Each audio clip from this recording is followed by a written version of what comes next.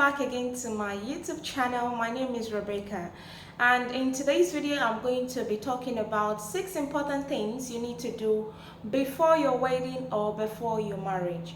But before we get started, if you're new here, you're welcome. Please kindly click on the subscribe button if you're yet to do so. Now, what are the things you need to do before your marriage? The first one is you need to pray. Why do you need to pray? Okay, you're just getting married, or you're just preparing for marriage. So that means you're trying to embark on a totally new journey, something you have no experience about. Because you have no experience about this journey, then you need to commit this journey into God's hands. You need to commit it into God's hands to guide you, to lead you, to help you navigate the journey of marriage. Now, you might think you already have the right knowledge, you already have, you've gone through so many teachings, you've listened to great preachers, and you're well equipped for the journey of marriage. But I'm sorry to burst your bubbles, it doesn't work like that. There's a difference between gaining knowledge and being able to implement the knowledge. Sometimes we even know what is right to do in marriage. However, we do not, or we just find it difficult to do. In marriage, so many scenarios can come up, and you need God's help. This is the reason why you need to pray at the beginning, to commit the journey into God's hands, to be your guide, so that whenever any situation arises in the marriage, it would be there to speak to you, and God will be able to convince us, more than human, to take the right step, to know what to do at the right time. Also, we've had scenarios of people that are already like 15, 20 years in marriage, and they end up divorcing. Why is that so? These people, they've been living together for 20 years, 30 years, and they still end up breaking up. Why? This is not because they don't have the right knowledge. This is not because they don't know what to do, but it just happened. So this is the reason why we need to commit the journey into God's hands, so that it can always help us to do the right thing at the right time, help us to take the right steps, and navigate the journey of marriage successfully. Also, devil does not like the institution of marriage. In general, when something good is about to happen, devil does not like it at all. Devil is not always happy for something good to happen to an individual. So he will always try his best pre the event to make things go wrong, to ensure that it just doesn't go the way we want. So this is the reason why you need to pray pre your wedding. So what are the things you need to pray for? You need to pray for your family. Pray for their protection, pray for their agreements, okay? Pray against confusion in your family, pray against confusion between you and your partner, because any confusion between you and your partner can affect the planning of the wedding, okay? Pray against any evil occurrences, pray against any hindrance, pray for the vendors, or for the kind of vendors you want, okay? You want vendors that would do the right thing, and you don't have to spend so much. And the most important part is pray for how you want your marriage, or what you want your marriage to look like. Okay, if you want peace in your marriage, if you want to love in your marriage, the number of kids you want in your marriage, pray about your finances, pray about your future, pray about your spiritual life, and so many other things. I cannot mention all, but as you pray, I'm sure that God will help you to, remember all of these areas, and you pray about them. Number 2 thing you need to do before wedding is to attend a marriage class. I cannot overemphasize this. This is very, very, very important. In a marriage class, you're going to have a teacher, which can be your pastor, can be a counselor, or just people with the right knowledge about marriage. Now, why do you need to attend a marriage class? In a marriage class, these people that you're going to have the class with will open your understanding to the deeper things regarding marriage. When I say deeper things, I'm sure they are going to share their experiences regarding marriage, people's experiences regarding marriage, just to enlighten you on what marriage is all about, or what can happen in marriage. There are some things that you might have overlooked in the process of courtship or while you're dating. And there are some red flags you might think you can, adjust to, or you can cope with. But in the marriage class, the teachers will shed more light as to why you shouldn't overlook all these things and how all these things can aggravate in marriage. And from my experience and from what people have said so far, people do not change in marriage. Okay, so if you think maybe, oh, let me overlook these things, by the time we get married we are going to discuss about it, I'm sorry, it doesn't work that way, except by the help of God that it will work the way you want. Okay, but normally people do not change in marriage. So it's better you tackle whatever situation, whatsoever red flag you're seeing before the marriage, before you proceed for the wedding. And this marriage class open your eyes to see all of these things that you're trying to overlook. Also, I remember during my own time, every time we finish a class, there's no day we finish a class that I and my hubby would not have conversation about the topic that is being treated on that day. Why need to have that discussion way before the class? It's because our eyes were not opened, or we didn't even think towards that direction before the marriage class. But during the marriage class, we get to know that these are things we need to discuss about. These are things we need to tackle before marriage. And so after the marriage class, we end up discussing those issues, even though some of the issues might result to quarreling or not talking to one another for a few hours, but at least we're able to discuss about it, and we all know our thoughts regarding that issue, so before marriage, so that by the time we get into marriage, it doesn't come as something new to us. So the third thing you need to do before marriage is to discuss real life matters. Now, you and your partner are two different individuals coming together.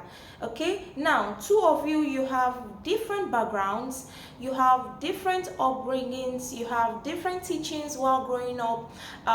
You might have the same religion, but maybe not practiced in the same way. All of this can come to play in marriage, and if care is not taken, it might cause you guys to have issues in marriage. So these are the reasons why you need to discuss all of this before marriage. So what are the things you need to discuss about? Discuss about your differences. Discuss about things you will never compromise about in marriage, things you know that you're going to stand your ground on. Discuss about how many kids you guys want to have. Discuss about your salary. Okay, discuss about bills. How do you split bills? Okay, how do you manage your finances? Discuss about your spiritual life. Discuss about your future goals. Discuss about the silliest thing, like even things that doesn't make sense to people. Discuss about it. We've seen cases whereby husband does not like to eat a food that is prepared yesterday, and this is causing a big issue in marriage. Can you see that? Okay, so whatsoever comes to your mind during that period, you can even make research about things to discuss before marriage. So have all these discussions, and you guys come to one agreement regarding all of these things before you go into marriage. The fourth thing you need to do before your wedding is spend wisely. Okay, now please do not try to impress anybody with your wedding. Okay, your wedding is for you and your partner to celebrate one another. It's very important for you to organize your wedding, plan your wedding within your means. Okay, we've seen cases whereby people go into debt just because they are planning, or they are over planning their wedding. Okay, they are spending too much on their wedding. They are trying to impress their friends. They are trying to be on the newspaper or on blogs that their wedding is like the most fancy or the most fabulous wedding whatsoever. I don't know what adjective to use to qualify that, but please avoid all those unnecessary spendings if it is possible. Now, if you're a billionaire child, okay, if your parents are billionaires or you yourself, you're a billionaire, okay, please go ahead and spend as much as you want. But if you know that you're still you're an average individual, or you're still struggling to gather much for yourself, please do not overspend on wedding. Now, why do you need to spend wisely when you're planning your wedding? Number one, you don't want to start paying loan or debt immediately after your wedding. This can cause distress to your wedding. Imagine your first 3 weeks or 2 weeks together, and you guys are processing, or you're trying to look for ways to repay debt that you've accrued because of wedding. You want to avoid that. Number two, as newlyweds, you guys would want to have nice times together. You guys would want to travel or go places that just to enjoy each other, have fun, and be together with one another.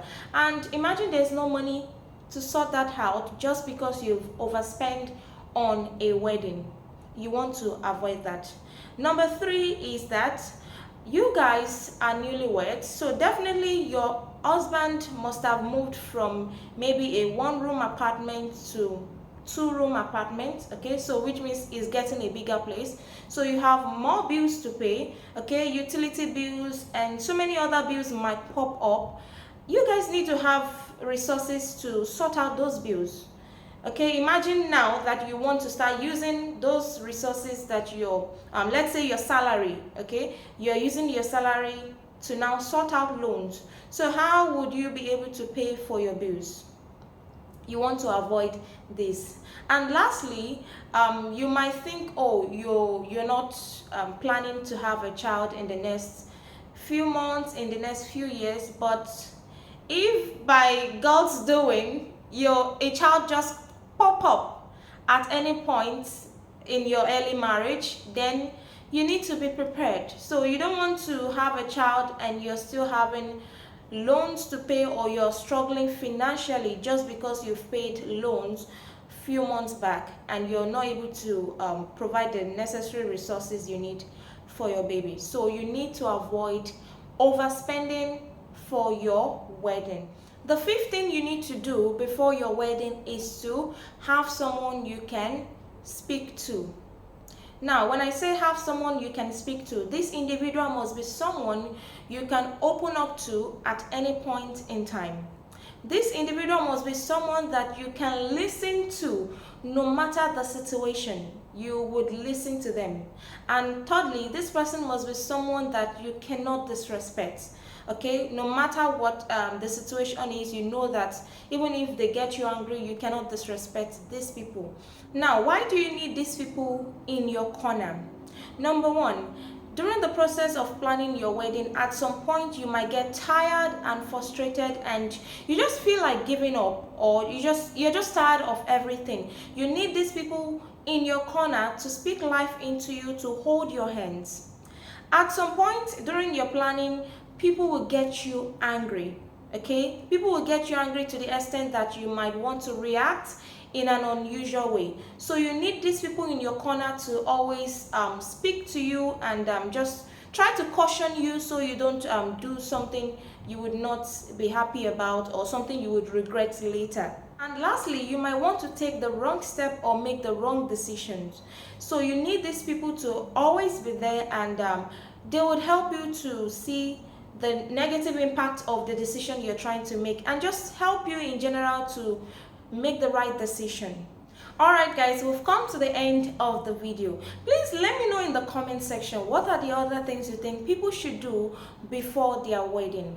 And if you have any other thing you want me to talk about, please let me know in the comment section. I'll be there to read your comments and respond to your conversations. So guys, we are done with this video. Please, if you're new here and you're yet to subscribe, please go ahead and click on the subscribe button, and also do not forget to like the video. See you guys in my next video. Bye.